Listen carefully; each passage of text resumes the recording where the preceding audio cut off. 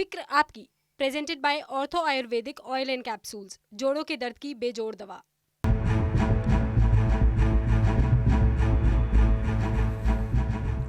नमस्कार, कैसे हैं आप? फिक्र आपकी में एक बार फिर से आपका स्वागत है। मैं हूं आपके साथ निशान चतुर्वेदी। शुरुआत करते हैं आपकी फिक्र की बड़ी बड़ी खबरों के साथ। भारत में किसी भी वयस्क व्यक्ति को स्वेच्छा से धर्म परिवर्तन करने की छूट है, लेकिन जमीनी हकीकत कुछ और ही है। नए कपड़े और चंद रुपए का लालच देकर लोगों का धर्म परिवर्तन कराया जा रहा है। बच्चों की स्कूल फीस देकर उन्हें ईसाई बनाया जा रहा है। आज हम लखीमपुर में चल रहे ऐसे ही अधर्म का पर्दाफाश करेंगे। इसके अलावा आज हम यूपी के रिवर्स कन्वर्जन का विश्लेषण करेंगे। दरअसल सारा मामला टाइमिंग को लेकर है। यूपी में चुनाव होने हैं और समझना जरूरी है कि हर बार चुनाव के पहले कन्वर्जन का ये शोर क्यों मचता है। क्या चुनाव में हिंदू को केंद्र बिंदु बनाने की तैयारी है? इसके अलावा आज हम दिल्ली के एक भड़काऊ गैंग की असलियत का उजागर करेंगे। फिक्र यह है कि नफरत की आग लगाने वाला नफरत की आग लगाने में कामयाब हो जाता है। जिस मकसद से नफरत की सियासत की जाती है वो मकसद पूरा हो जाता है और बाद में भड़काऊ गैंग चुपके से यू टर्न ले लेता है। इस राजनीति को पूरे देश को समझना होगा। आज हम असम की बीफ बैन पॉलिटिक्स की भी पड़ताल करेंगे। असम की सरकार ने मंदिर के 5 किलोमीटर के दायरे में बीफ बेचने पर पाबंदी लगा दी है, लेकिन हमने गुवाहाटी में पता लगाने की कोशिश की कि क्या असम में ऐसा भी इलाका है जिसके 5 किलोमीटर के दायरे में कोई मंदिर ही नहीं हो। इस पड़ताल का नतीजा देखिएगा। सबसे पहले फिक्र कन्वर्जन की। यह देश का एक ऐसा रोग है जो सीजन देखकर देश को चपेट में लेता है, और वो सीजन होता है चुनाव का। उत्तर प्रदेश में चंद महीने में चुनाव होने हैं और इसके पहले शामली में कुछ परिवारों ने घर वापसी की, यानी वापस हिंदू धर्म अपनाया। लेकिन चुनाव देखकर होने वाली इस घर वापसी के मुद्दे पर आएंगे। इससे पहले हम आपको धर्म परिवर्तन के असल संकट की ओर ले चलते हैं। सबसे पहले बात करते हैं लखीमपुर में हो रहे अधर्म की, जहां TV9 भारतवर्ष ने बड़ी पड़ताल की और एक दो नहीं बल्कि 42 गांव में बड़े पैमाने पर हो रहे धर्मांतरण का खुलासा किया। हमें अपनी पड़ताल में पता चला कि यहां के आदिवासी लोग धर्म के धंधेबाजों के सॉफ्ट टारगेट बन गए। गरीबी, अशिक्षा से जूझ रहे और बुनियादी सुविधाओं से दूर आदिवासियों को पैसों का लालच देकर ईसाई बनाया जा रहा है। कपड़ों का लालच दिया जा रहा है, बच्चों की फीस माफ करने का लालच दिया जा रहा है, और तो और अंधविश्वास को कन्वर्जन की मशीन की तरह इस्तेमाल किया जा रहा है। यह सब कुछ पिछले कई सालों से चल रहा था। लेकिन सबसे बड़ी हैरानी की बात यह है कि जब पूरा देश कोरोना की विपत्ति से जूझ रहा था, तब धर्म के धंधेबाजों ने इस आपदा को सबसे अच्छा अवसर बना लिया। कैसे? इस एक्सक्लूसिव रिपोर्ट में देखें आप। घुटना, कंधा या कमर, चाहे जैसा हो दर्द, डॉक्टर ऑर्थो आपको देता है दर्द से पूरी आजादी, एक भरपूर जिंदगी। ये कोई टेम्परेरी पेन किलर नहीं, आयुर्वेदिक औषधि है।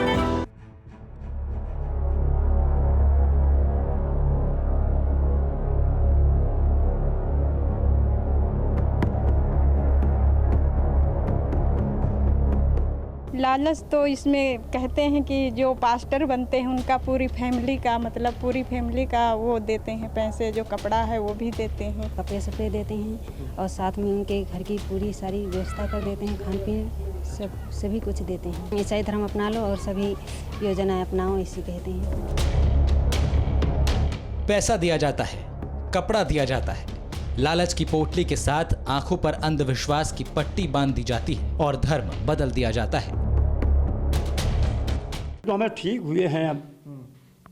पहले हम काका पहले तो बहुत परेशान रहते थे। चंगाई सभा है तो आपको हमें बहुत फायदा करते भाव, और वही से शैतान वगैरह हमें अटैक ना कर पाता है। क्या है यूपी में धर्मांतरण के रैकेट का पूरा ब्लूप्रिंट और कौन है इसका मास्टरमाइंड? यही वो सवाल थे जो हिंदुओं को ईसाई बनाए जाने की खबर सामने आने के बाद उठे। आरोप है हिंदुओं को अल्पसंख्यक बनाने की साजिश का। 42 गांव हैं और ये मशीनरियाँ इतनी सक्रिय हैं कि लगभग 11 चर्चों का निर्माण इन्होंने कर रखा है। वो लोग तो बोलते हैं कि मतलब कि हमारे धर्म पे आ जाओ और हमसे संपर्क करो। उसने बोलने लगे कि हमारी धर्म में आ जाओ, आपके बच्चे फ्री लिखे पढ़ेंगे। ये अल्फाज ही पड़ताल करने के लिए मजबूर करने को काफी थे। आरोपों और हकीकत को शीशे की तरह साफ करने के लिए TV9 भारतवर्ष के रिपोर्टर मनीष यादव पहुंचे उस इलाके में जहां गरीब हिंदुओं का गलत तरीके से धर्म परिवर्तन करने की सुगबुगाहट थी। राजधानी लखनऊ से 400 किलोमीटर दूर नेपाल बॉर्डर से सटे लखीमपुर खीरी के जंगली सुनसान इलाकों में कुछ लोग गलत मंसूबों को आगे बढ़ा रहे हैं। इस इलाके में थारू समाज के गांवों में धर्मांतरण करने की मुहिम चल पड़ी है। यूपी के लखीमपुर जिले के पलिया इलाके का हिस्सा नेपाल से सटा हुआ है। इस इलाके में थारू आदिवासियों के 42 गांव हैं। दुधवा नेशनल पार्क से सटे जंगलों के नजदीक होने के चलते इस इलाके में गरीबी ज्यादा है और बुनियादी सुविधाओं की पहुंच नहीं है। आरोप है कि इसी का फायदा ईसाई मिशनरी उठा रहे हैं। लालच देकर बड़े पैमाने पर धर्मांतरण का खेल चल रहा है। आरोप यह भी है कि 42 आदिवासी गांवों में बीते 5 साल में 1000 आदिवासी ईसाई धर्म अपना चुके हैं। लिहाजा जहन में सवाल ये कौंधा कि क्या ये लोग खुद ईसाई बने? क्या धर्म परिवर्तन कानून के मुताबिक सब कुछ हुआ या फिर लालच देकर बरगलाकर धर्म परिवर्तन करवाया गया? इन सवालों के जवाब तलाशते हुए TV9 भारतवर्ष की टीम आदिवासी बहुल गांव में से एक जयनगर गांव पहुंची तो एक एक करके चौंकाने वाली बातें सामने आने लगी। तो क्या कोई लालच दे रहे थे? लालच तो इसमें कहते हैं कि जो पास्टर बनते हैं उनका पूरी फैमिली का मतलब पूरी फैमिली का वो देते हैं पैसे, जो कपड़ा है वो भी देते हैं। पैसे मिलेंगे, कपड़े मिलेंगे, इसके अलावा और कोई लालच भी दिया? इसके अलावा और तो बहुत सारे लालचे देते हैं। बताइए, जरा खुल के बताइए कौन कौन से लालच दे रहे थे वो लोग? जो पास्टर लोग होते उनको तो बहुत सारे लालच देते हैं और घर में मतलब वो जो भैंस पालने वो भी ये देते हैं। कोई लालच वालच भी देते हैं ऐसा सुना है? लालच देते हैं, बच्चों को कहते हैं पढ़ा स्कूल भेजो, विश्वासी लोगों का स्कूल भी है, कपड़े सपड़े देते हैं और साथ में उनके घर की पूरी सारी व्यवस्था कर देते हैं, खान पीन सभी कुछ देते हैं। तो बदले में क्या कहते हैं कि ईसाई धर्म अपना लो? ईसाई धर्म अपना लो और सभी योजनाएं अपनाओ, इसी कहते हैं। कितने बच्चे हैं आपके? हमारे 4 बच्चे हैं। तो बच्चों से भी कहा गया क्या कुछ? हाँ, बच्चों से बुलवाए थे कि आपको अपने माता पिता को बुलाओ। हम लोग गए थे, उसने बोलने लगे कि हमारी धर्म में आ जाओ, आपके बच्चे फ्री लिखे पढ़ेंगे। तब मैंने बोला मुझे ये धर्म नहीं चाहिए, अपना बच्चा तुरंत लेके हम वापस आ गए। इससे पहले की पड़ताल को हम आगे बढ़ाएं, आपको यह भी समझना जरूरी है कि धर्म परिवर्तन कराया क्यों जाता है और इससे आपको नुकसान क्या है। दरअसल कन्वर्शन का मकसद अपने धर्म को मजबूत करना और दूसरे धर्म को कमजोर करना होता है, लेकिन इससे भी आगे इसका मकसद होता है किसी भी देश में डेमोग्राफी बदलकर वर्चस्व कायम करना। ये ही वजह है कि धर्म का बड़े पैमाने पर धंधा चलता है। कन्वर्जन में कई देश पैसों का निवेश भी करते हैं ताकि किसी भी देश में वो अपनी जनसंख्या के आधार पर प्रभाव बढ़ा सकें और अब अपनी पड़ताल की ओर लौटते हैं। हमने अभी जो रिपोर्ट दिखाई उसमें वो लोग थे जिन्हें ईसाई धर्म अपनाने के लिए लालच दिया गया, लेकिन ये झांसे में नहीं आए। लेकिन इन्हीं लोगों के बीच बहुत से लोग धर्म परिवर्तन के जाल में फंस गए हैं। धर्मांतरण की इस मुहिम को लोगों की नज़र से बचाने के लिए बहुत ही शातिर तरीके से इस्तेमाल किया जाता है। आदिवासियों को ईसाई धर्म में कन्वर्ट करने के बाद उनका नाम नहीं बदला जाता है। इसके पीछे कारण यह है कि अगर ईसाई धर्म के हिसाब से नाम रख लिया तो आदिवासी का दर्जा खत्म हो जाएगा। ऐसे ही एक परिवार के बारे में हमें पता चला। नजोटा गांव के रहने वाले नोकी राम ने घर में क्रॉस लगाकर प्रार्थना शुरू कर दी है, लेकिन अभी तक उन्होंने अपना नाम नहीं बदला। कब आप हिंदू धर्म छोड़ के आपने ईसाई धर्म अपना लिया? नहीं, हिंदू धर्म नहीं सर छोड़े थे अभी। अच्छा। हाँ, लेकिन विश्वास किया है केवल। अच्छा, अभी केवल भरोसा किया? हाँ, कल भरोसा किया। अच्छा, तो क्या कुछ कहा जाता है, जैसे किन किन चीज़ों को लेकर आप पर भरोसा हुआ है? भरोसा क्या, हम जो यहाँ पे पहले जो हमारे जीवन में बहुत समस्या थी, उस समस्या के अनुसार से जो हम लोग कई जगह पे जो है हर एक मतलब ये डॉक्टर या जो है और बहुत से झाड़ फूक और ये वैद्यों को सबको बुलाए, सब कुछ करवाए थे। उसे एक अनुसार से हम लोग सही नहीं होता था। मतलब दोनों हिंदू भी हैं आप और जो है आपने, मैं देख रहा हूँ पीछे आपने लगा भी रखा है। हाँ, ऐसे हाँ अभी लगा के रखा है। नेकीराम की तरह ही कई लोगों की आंखों में अंधविश्वास की पट्टी बांधकर उन्हें धर्म परिवर्तन की राह पर मोड़ने की कोशिश की गई। इलाके के बहुत सारे लोग बीमारियों को भूत प्रेत से जोड़ देते हैं और ईसाई मिशनरी इसी का फायदा उठाते हैं। प्रार्थना सभाओं में आने के लिए कहा जाता है और वहां हर मुसीबत से मुक्ति दिलाने का दावा भी किया जाता है। डॉक्टर रहते हैं क्या वहाँ पे? डॉक्टर नहीं रहते हैं। अच्छा। बस अपने पास्टर पता नहीं कहाँ से आते हैं, भीरा से आते हैं कि कहाँ से आते हैं। अच्छा। यहाँ पे तो कैसे करते हैं वो, कैसे इलाज करते हैं? वो अपने वो से तो नहीं करते हैं, मुंह जबानी करते हैं ना। अच्छा। प्रार्थना करते हैं, क्या हालेलुया हालेलुया करते हैं, अब पता नहीं, गाना गाते हैं, ताली पीटते हैं और तो कुछ नहीं। कैसे आप लोगों से आपसे संपर्क किया ईसाई मिशनरियों ने, क्या कहा और क्या लालच दिया? ये लोग शिक्षा के माध्यम से, यदि मान लिया जाए कोई घर में भी कोई बीमार है तो उनको जो है अच्छे से अच्छे होम्योपैथिक वगैरह दवा देते हैं, कहते हैं कि यीशु मसीह का प्रसाद है ये। इतने सारे लोगों के साथ बात करके अब तक की पड़ताल में यह क्लियर हो चुका था कि इन आदिवासी इलाकों में धर्म परिवर्तन का सिंडिकेट एक्टिव है। कोरोना काल में जब इस पिछड़े इलाके की हालत ज्यादा बिगड़ी तो धर्म परिवर्तन कराने वाले एजेंट और भी ज्यादा एक्टिव हो गए। ये तो काफ़ी समय से चल रहा है, लेकिन अभी सर कोविड टाइम में ये प्रयास इनके काफ़ी तेज हुए हैं। इस थारू क्षेत्र में लगभग 42 गांव हैं और ये मशीनरियाँ इतनी सक्रिय हैं कि लगभग 11 चर्चों का निर्माण इन्होंने कर रखा है। आरोप है कि लोगों को बरगलाने के लिए सिर्फ यूपी ही नहीं बल्कि देश के दूसरे राज्यों से भी ईसाई मिशनरी आते हैं और उन लोगों को टारगेट करते हैं जो मुसीबत में घिरे होते हैं। तो क्यों आपने चेंज किया? क्या कोई दबाव था या फिर? नहीं, दबाव वबाव कछु ना रहे, मतलब हम बहुत परेशान में रहे, इतना हमारी परेशानी रहे, एक तो हमार गरीबी रहे, हमार कुछ भी ना रहे। आप चंगाई सभा में गए? हाँ, चंगाई सभा है। फिर उसमें फायदा हुआ आपको? हमें बहुत फायदा कतई भाव। आज दिन तक हमें कुछ ना कतई, झाड़ू बुखार था, नाच पानी खा के आता है थोड़ी बहुत, और वही से शैतान वगैरह हमें अटैक ना कर पाता है। पड़ताल के दौरान जब एक गांव से दूसरे गांव जा रहे थे तो जगह जगह सड़क पर भगवा झंडा लगाते हुए आदिवासी भी नजर आए। उनसे बात की तो पता चला कि ये झंडे इसलिए लगाए जा रहे हैं ताकि आदिवासी धर्म परिवर्तन कराने वालों के झांसे में न आए। ये हमारे संत महात्माओं का कहने का मतलब है कि यहाँ जो वो मसीह धर्म का जो चल रहा है मशीनरी प्रक्रिया, तो ये मतलब नहीं होना चाहिए।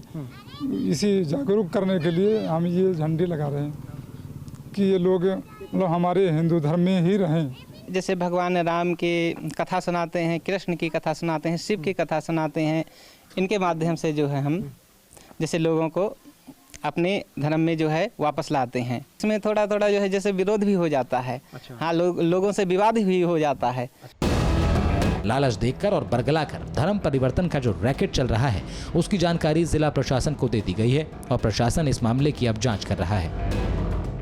यूं तो धर्म आस्था और भरोसे का प्रतीक है, लेकिन लखीमपुर खीरी में अशिक्षा, अंधविश्वास और लालच के जरिए इसे विस्तार देने की कोशिश की जा रही है।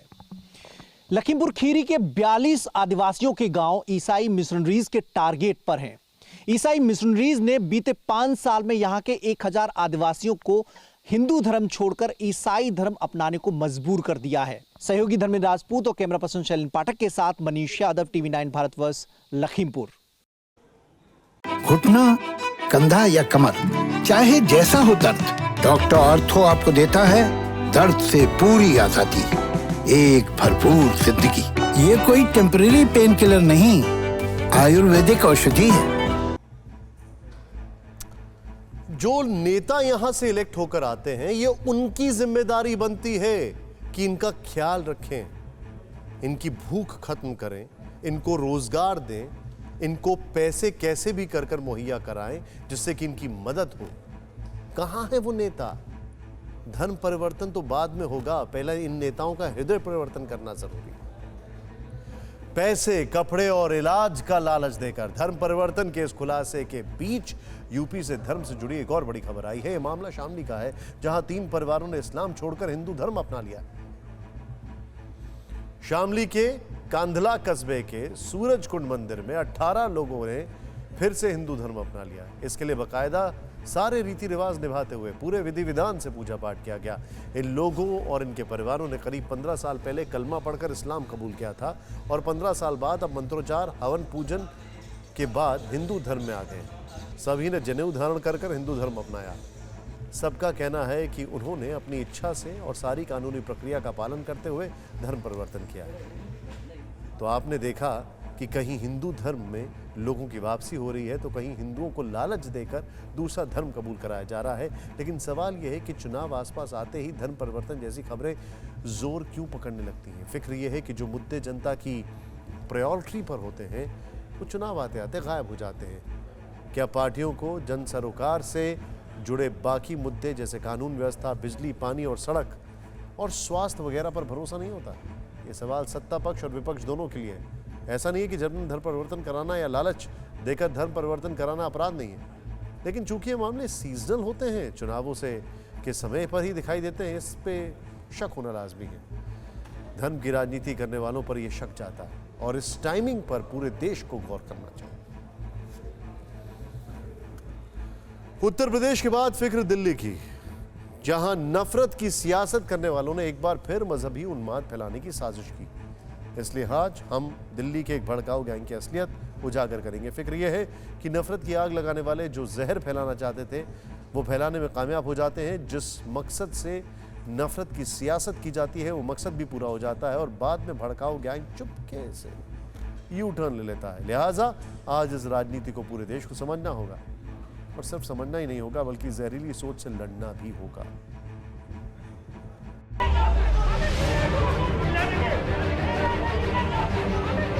क्या बात है, मिलने दो, मिलने दो। हमारे बच्चे अंदर कैसे कर दिया, मिलने दो।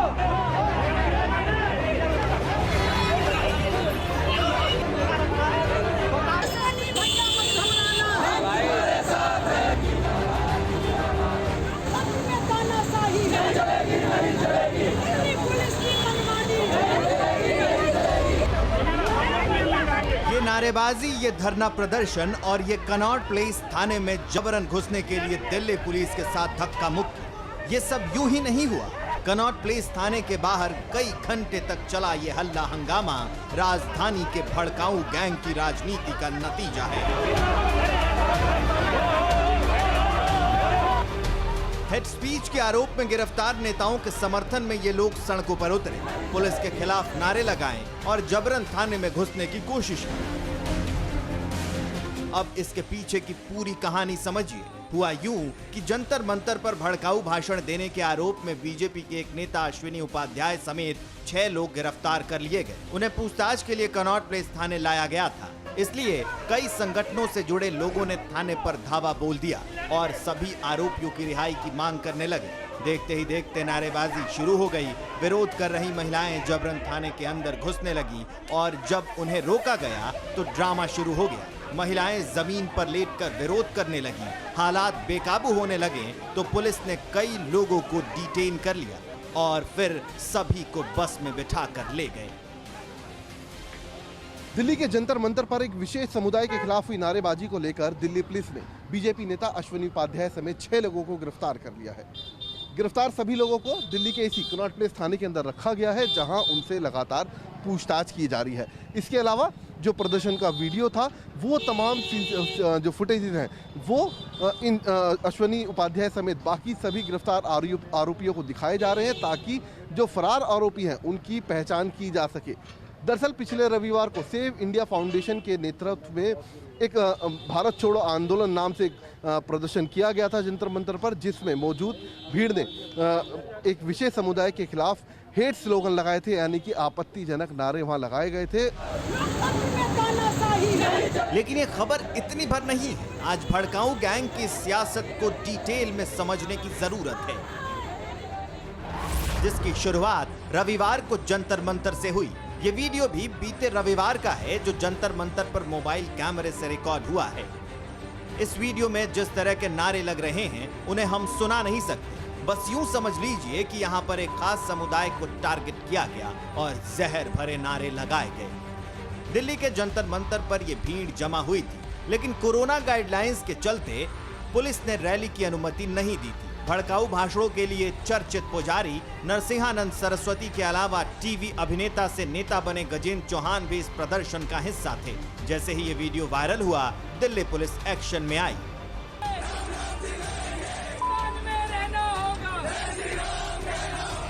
हमने एक एफआईआर दर्ज किया था 8 तारीख को। उसमें एक पर्टिकुलर संप्रदाय है, उसके खिलाफ कुछ टिप्पणियां कुछ लोगों ने की थी। इस तरह का एक वीडियो सामने आया था। वीडियो को भी हमने एग्जामिन किया और बाकी जो फर्दर इन्वेस्टिगेशन वगैरह जो हमने किया, उसके बाद 6 लोगों का इस केस में हमने अरेस्ट डाला है। इन लोगों ने अप्लाई किया था परमिशन के लिए, कार्यक्रम ये ऑर्गेनाइज किया था। जी, परमिशन मिली थी सर? जी नहीं, कोई परमिशन। हालांकि इस पूरी कहानी का क्लाइमैक्स अभी बाकी है। जब गिरफ्तारी की तलवार लटकने लगी तो बीजेपी नेता और पूर्व प्रवक्ता अश्विनी उपाध्याय ने यू टर्न ले लिया और जंतर मंतर पर जो कुछ कहा गया किया गया उससे पल्ला झाड़ लिया। कुछ भी कर देंगे, कोई कहता हम गला काट देंगे, कोई कहता हम हिंदुओं को खत्म कर देंगे, कोई कहता मुसलमानों को खत्म कर देंगे। इसकी मैं निंदा करता हूं और सरकार से मांग करता हूं कि जो मजहबी उन्माद फैलाए उसकी 100% प्रॉपर्टी सीज करने और कम से कम 10 से 20 साल की सजा देने के लिए कानून बनाए, तब जाके मजहबी उन्माद और कट्टरवाद कम होगा। अश्विनी उपाध्याय ने यह सफाई दी है कि रैली सेव इंडिया फाउंडेशन ने की थी, जिस संस्था से उनका कोई संबंध नहीं है। रैली में वो RVS मणि, फिरोज बख्त अहमद और गजेंद्र चौहान की तरह ही मेहमान के तौर पर मौजूद थे और ये सब जब हुआ तो न वहां थे न इसकी जानकारी थी। जबकि दिल्ली पुलिस ने हेट स्पीच के आरोप में अश्विनी उपाध्याय के अलावा विनोद शर्मा, दीपक सिंह, दीपक, विनीत क्रांति और प्रीत सिंह को गिरफ्तार किया है। इन सब के खिलाफ इंडियन पेनल कोड के सेक्शन 153A और 188 के तहत केस दर्ज किया गया है। अन्य संदिग्धों को हिरासत में लेने के लिए पुलिस शहर में छापेमारी भी कर रही है। हो सकता है कि वो जल्द गिरफ्तार हो जाएंगे, लेकिन असल फिक्र भड़काऊ गैंग की सियासत है जो भीड़ की शक्ल में। पुरानी कहावत है, चाय से ज्यादा कई बार केतली गर्म हो जाती है। खैर, अब आपको बता दें कि सोच को समझने की जरूरत क्यों है। गुड़गांव की एक अदालत ने भड़काऊ भाषण देने के आरोपी एक युवक को जमानत देने से इनकार करते हुए कहा था कि धर्म या जाति के आधार पर अभद्र भाषा एक फैशन बन गया है और आज के दौर में देखें तो नफरत की राजनीति एक ट्रेंड सा बन गया है और इस ट्रेंड से कोई भी पार्टी नहीं बची है। अब जरा ध्यान दीजिएगा आप। एसोसिएशन फॉर डेमोक्रेटिक रिफॉर्म्स के मुताबिक देश भर में 58 सांसद और विधायक पर हेट स्पीच के केस चल रहे हैं। 58 सांसदों और विधायकों में 15 लोकसभा सांसद हैं, जिनमें से 10 सांसद बीजेपी के हैं, जबकि 43 विधायकों पर हेट स्पीच के केस चल रहे हैं, जिनमें 17 बीजेपी के हैं, 5 टीआरएस के हैं और MIM के भी हैं, 3 टीडीपी के हैं, 2 टीएमसी, कांग्रेस, जेडीयू और शिवसेना के हैं, जबकि डीएमके, बीएसपी, एसपी के एक विधायक पर हेट स्पीच का केस चल रहा है। हालांकि इसमें एक फिक्र यह भी है कि जो पार्टी सरकार में होती है वो विपक्षी नेता की मामूली बात को भी बड़ा बना देती है और अपने साथियों के बड़े से बड़े अपराध को दबा देती है। लेकिन इन सब के बावजूद ये साफ है कि नफरत की राजनीति से हर पार्टी वोट बैंक की सियासत करती है। वक्त आ गया है कि ऐसे सियासतदानों पर की सोच पर चोट हो जाए। बात असम की करते हैं। पिछले दिनों राज्य की विधानसभा में गौवंश के वध और खरीद बिक्री के खिलाफ एक विधेयक पास हुआ। इस विधेयक में प्रावधान था कि किसी मंदिर या मठ के 5 किलोमीटर के दायरे में गौमांस पर प्रतिबंध रहेगा, लेकिन राज्य में इस प्रस्तावित कानून का विरोध भी हो रहा है। लिहाजा हमने इसी मुद्दे पर असम के मुख्यमंत्री हेमंता बिस्वा शर्मा से एक्सक्लूसिव बातचीत की। हेमंता बिस्वा शर्मा ने बेबाकी से हमारे सवालों का जवाब दिया। मंदिर से 500 मीटर तक के दायरे में बीफ की बिक्री नहीं होने के सवाल पर हेमंता बिस्वा शर्मा ने कहा कि हम चाहते हैं कि मंदिर से 10 किलोमीटर दूर तक बीफ की बिक्री नहीं हो। और क्या कुछ कहा हेमंता बिस्वा शर्मा ने, आप खुद सुनिए। घुटना, कंधा या कमर, चाहे जैसा हो दर्द, डॉक्टर ऑर्थो आपको देता है दर्द से पूरी आजादी, एक भरपूर जिंदगी। ये कोई टेम्परेरी पेन किलर नहीं, आयुर्वेदिक औषधि है। लोग सोच के मुझको बोल रहे हैं आपने 10 किलोमीटर क्यों नहीं बनाया। तो पूरा असम के मेघालय और बाकी जगह भी चल नहीं, मेरा तो मन है कभी 10 किलोमीटर बना देना। फिलहाल 5 किलोमीटर ठीक है। आपकी इच्छा ये तो नहीं कि पूरे भारत में फॉर्मूला लागू हो? देखिए, मेरा मन है 10 किलोमीटर तक, लेकिन मुझको आप जैसा लोगों का भी बात सुनना पड़ता है, इसलिए रेस्ट्रेन होकर मैंने 5 किलोमीटर किया। मैं तो ये पूछ रहा हूं क्या पूरे भारत में आप सोचते हैं? देखिए, मैं यही बताता हूँ, अगर हमारा सले तो पूरा भारत में होगा, लेकिन हमारा नहीं चलता है और नहीं चलना चाहिए। कोई एक व्यक्ति एक आदर्श नहीं चलना चाहिए, डाइवर्सिटी होना चाहिए देश में। तो इसलिए मेरा जो मन है उसी में देश नहीं चलेगा, लेकिन मेरा जो मन है उसको मैं थोड़ा सीमित करके 10 किलोमीटर जगह का मन था 5 किलोमीटर कर दिया। हेमंता बिस्वा शर्मा ने हमारे सवालों का बेबाकी से जवाब दिया, लेकिन हमने इस ग्राउंड जीरो पर जाकर समझने की कोशिश की। हमारे रिपोर्टर असम गए और ये पता लगाने की कोशिश की कि ऐसा कौन सा इलाका है जिसके 5 किलोमीटर के दायरे में मंदिर नहीं है। आप खुद देखिए।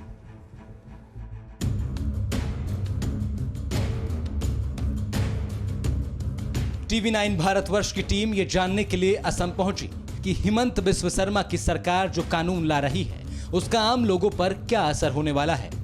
सबसे पहले आपको बताते हैं कि असम मवेशी संरक्षण विधेयक 2021 में है क्या। यह विधेयक कानून के रूप में लागू हो गया तो मुख्य तौर पर 3 बातें अमल में जाएंगी। पहली बात, कोई भी व्यक्ति शासन द्वारा तय जगहों के अलावा कहीं और ना तो बीफ खरीद सकता है न बेच सकता है। दूसरी बात, ऐसी जगहों पर भी इस तरह की अनुमति नहीं मिलेगी जहां हिंदू, जैन और सिख बहुल लोग रहते हैं। और तीसरी बात, किसी मंदिर या दूसरे धार्मिक स्थल के 5 किलोमीटर के दायरे में बीफ की खरीद बिक्री पर रोक रहेगी। यहाँ बीफ का मतलब है बैल, गाय, बछिया, बछड़ा के अलावा नर और मादा भैंस। इस वक्त मैं असम की राजधानी गुवाहाटी में मौजूद हूं और गुवाहाटी शहर का टॉप एंगल व्यू देखिए और इस व्यू को दिखाते और समझाते हुए मैं चलता हूं कि असम सरकार का नया पशु संरक्षण विधेयक 2021 क्या कहता है और कैसे वो इस शहर पे लागू होगा। दरअसल इस शहर की जो तस्वीर इस वक्त आप देख रहे हैं, इस पूरे शहर में मिक्स पॉपुलेशन रहती है। इस पूरे शहर में आपको मुस्लिम कम्युनिटी भी मिलेगी, हिंदू कम्युनिटी भी मिलेगी, सिख कम्युनिटी भी मिलेगी, ईसाई कम्युनिटी भी मिलेगी, इसके अलावा जैन धर्म के भी लोग मिलेंगे।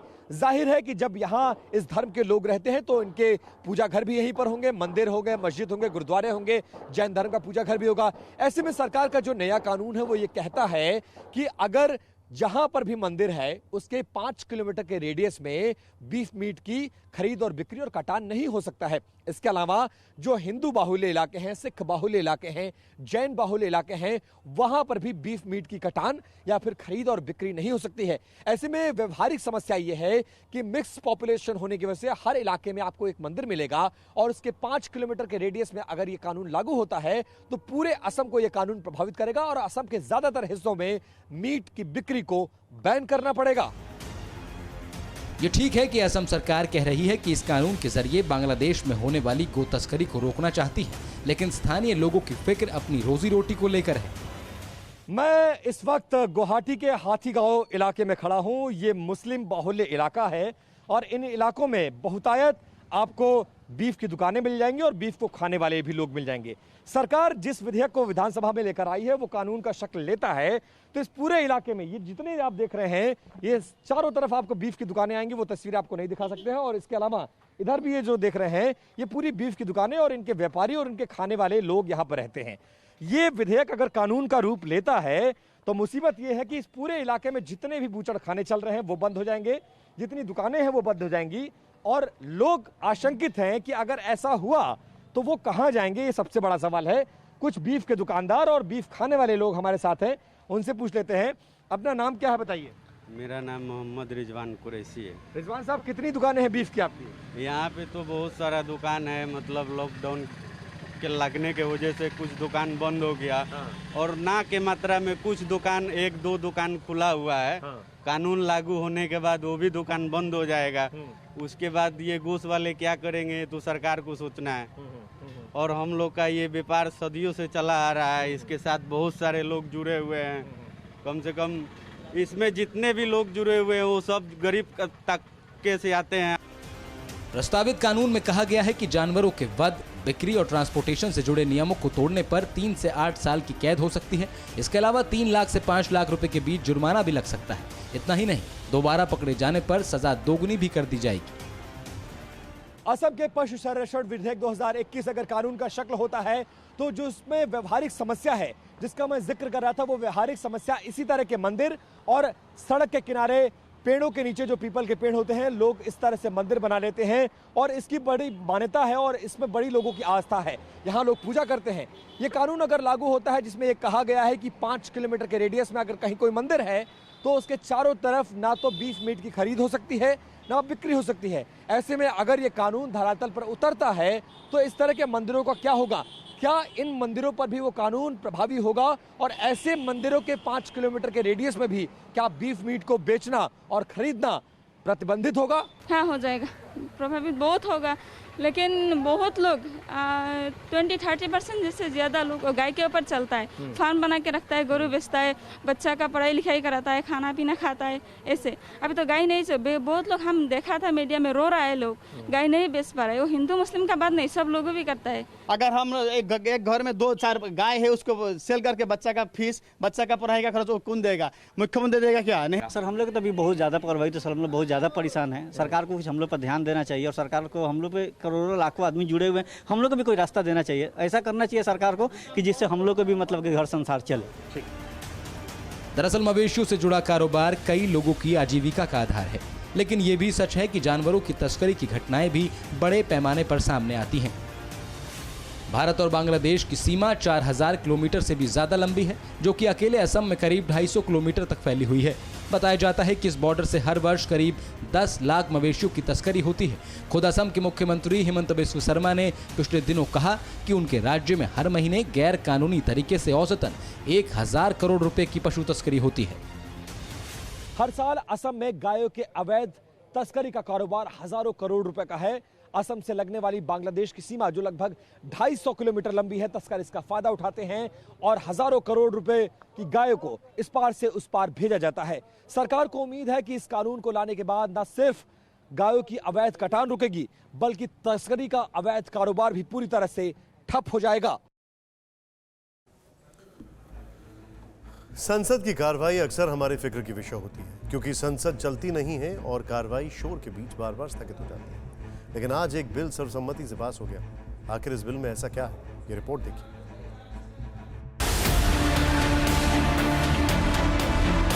प्रदेशों की जो अधिकार, इसमें ये अधिकार को हनन करने का किसी का हक नहीं है। ओबीसी को हक और अधिकार दिलाने जा रही है। बिल का अंत त्याच्यात स्पष्टता का आनत नहीं, एक स्पर्धा को इक्वल हर चीज में सेंट्रलाइजेशन करना चाहते हैं। इसी दिशा में चलते हुए ये काम आप लोगों ने किया। आखिर हंगामे और बहस के बाद राज्य सरकारों को ओबीसी लिस्ट तैयार करने का अधिकार देने वाला विधेयक लोकसभा में पास हो गया। हालांकि विपक्ष की ओर से ये कहा गया कि सरकार के पास कोई चारा ही नहीं बचा था। आपका ये तरीका गलत है, लेकिन आज क्या हुआ? आज जब हिंदुस्तान की आम लोग, हिंदुस्तान की पिछड़े वर्ग लोग जब आंदोलन रहते हैं, तो ये उनकी आंदोलन की डर के मारे चपेट में आ चुके हैं। हो गया, और अभी ये मानने के लिए केवल राजनीतिक आधार पर विरोध है। इनके जो शासित राज्य हैं, उन राज्यों के मुख्यमंत्रियों के द्वारा भी लगातार इसको बिल्कुल लाए जाने की मांग की जा रही है। दरअसल सुप्रीम कोर्ट ने याचिका की सुनवाई के दौरान पिछले दिनों कहा था कि सिर्फ केंद्र को यह अधिकार है कि वो ओबीसी की लिस्ट तैयार कर सके, जिसके बाद केंद्रीय कैबिनेट ने राज्य सरकारों को ओबीसी लिस्ट तैयार करने के अधिकार वाले विधेयक को मंजूरी दे दी और फिर लोकसभा में भी पास करवा लिया। राज्यसभा में विपक्ष के नेता मल्लिकार्जुन खड़गे ने पहले ही ऐलान कर दिया कि वो इस विधेयक के रास्ते में कोई अड़चन नहीं लाएंगे। बाकी के मुद्दे अपने जगह पे, ये मुद्दा बैकवर्ड क्लास के हित में और देश के हित में, आधे से ज्यादा पॉपुलेशन इस देश में बैकवर्ड क्लासेस है। ये हम सबका फर्ज होता है कि जो कानून गरीबों के हित में आता है और बैकवर्ड क्लास के हित में आता है, हम सारे लोग समर्थन करें। दरअसल संविधान के 127वें संशोधन बिल के जरिए अनुच्छेद 342A के क्लॉज 1 और 2 में बदलाव करके क्लॉज 3 को जोड़ा गया है, जिसमें राज्यों को यह अधिकार दिया गया है कि वो अपनी ओबीसी लिस्ट बना सकें।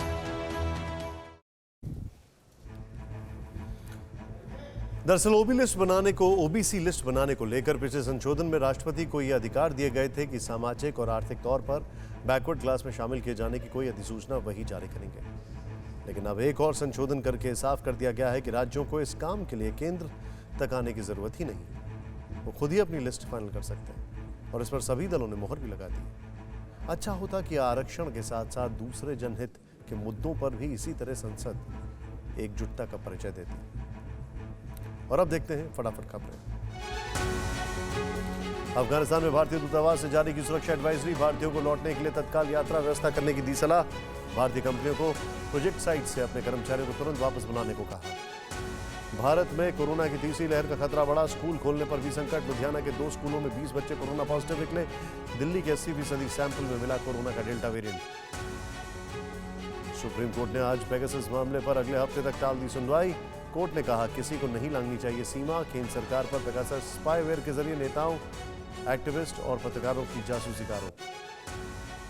चुनाव में अपराध पर सुप्रीम कोर्ट सख्त। बिहार चुनाव में पार्टियों ने छिपाए प्रत्याशियों के क्रिमिनल रिकॉर्ड। बीजेपी और कांग्रेस समेत 8 पार्टियों पर लाखों का जुर्माना। चुनाव आयोग को व्यापक जागरूकता फैलाने का निर्देश।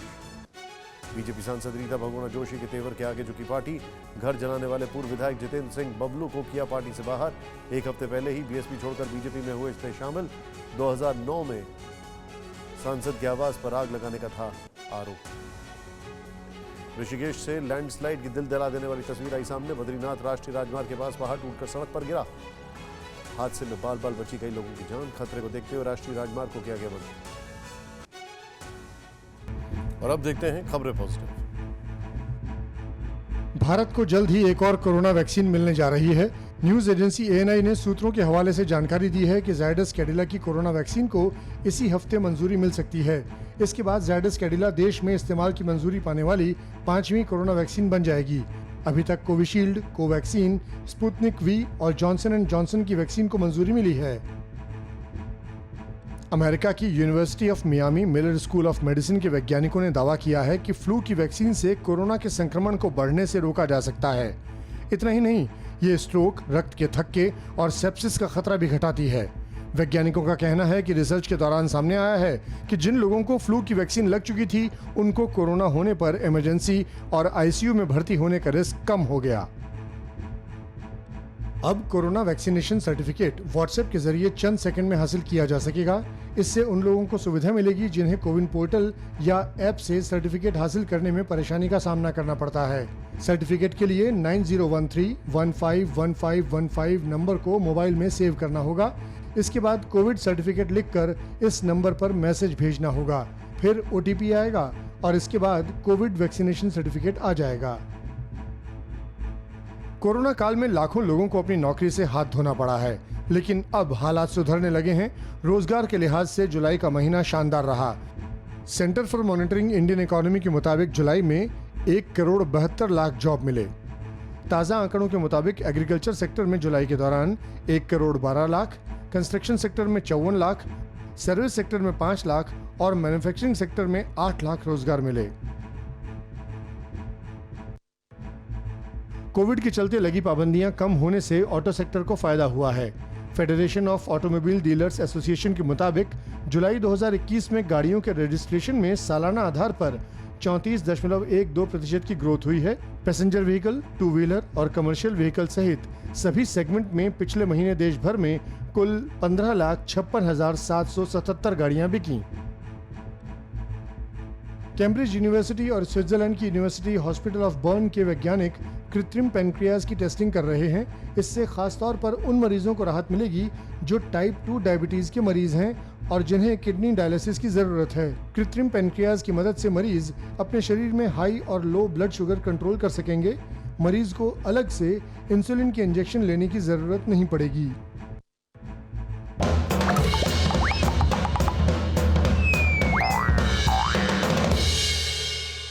कपिल सिब्बल विपक्षी एकता का सिंबल बन गए। एक रात दावत हुई और उनके घर वो भी जुट गए जो मोदी के खिलाफ होकर अभी तक किसी एक छतरी के नीचे दिखाई नहीं दिए थे, और इस लिहाज से सिब्बल ने भाला सबसे दूर फेंका था। इसके पहले राहुल गांधी ने नाश्ता कराया था, ममता दीदी ने चाय पी और पिलाई थी। दिल का रास्ता पेट से होकर जाता था। लगता है अब रोड आगे तक बन गई है, दिमाग तक जाने लगी है। खा पी कर दिमाग से काम लिया जा रहा है। G23 वाले भी जी लगाकर तौलने में लगे हैं कि जी परिवार से कितना दूर रहना है और कितना पास। उनमें से कई 23 में से 3, 2, 5 वाले माने जा रहे हैं, लेकिन कुछ के हालात के हिसाब से वो कब 9, 2, 11 हो जाए पता नहीं। खाने का नमक रंग लाता है या चाय की शक्कर, इस बात का सवाल है। समय क्या क्या दिखाता है। कभी बाबा को गोद में लेने के लिए इनमें से कई नेताओं में होड़ लगी रहती थी, अब बाबा के लिए बचपन का प्यार मेरा भूल नहीं जाना रे वाले हालात हो गए। बाकी तो जो है सो है।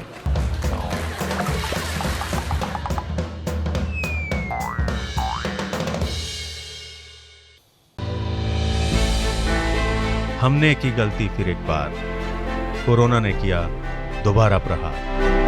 मास्क, 2 गज दूरी, करें अपनी सुरक्षा पूरी। कोरोना टीका हम सबको लगाना है, मिलकर साथ समझदारी से कोरोना को हराना है।